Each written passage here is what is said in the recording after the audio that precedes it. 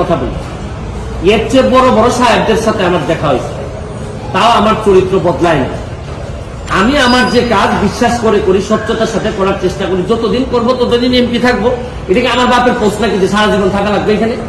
আমার যদি যোগ্যতা না থাকে, আমার চেয়ে ভালো লোক যদি আসে এমপি হবে। কিন্তু আমি যতদিন আছি ততদিন যেটা সাধারণ মানুষের, আমি চুন্নু সাহেবের কথা আমি এমপি হইনি। আমি এমপি হয়েছি আমার 7 লাখ মানুষের ভোটে এবং দোয়া এমপি হয়েছি এবং ল্যান্ডস্লাইড ভিক্টরি হয়েছে আমার। আমি আমার জনগণকে খুশি করার জন্য যা করব তাই করব। আমি এর বাইরে কোনোদিন যাওয়ার প্রশ্নই আসে না।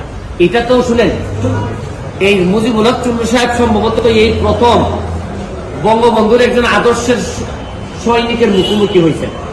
এর আগে হয়তো উনি ওইভাবে মিট করেননি, কারণ উনি তো হচ্ছেন গিয়ে একজন স্বৈরা শাসক এরশাদের নেতা। স্বৈরা শাসক এরশাদ, যিনি সারা জীবন এরকম জোর জবরদস্তি আর টাকা বানানো ছাড়া তার নেতা কর্মীদের খুব বেশি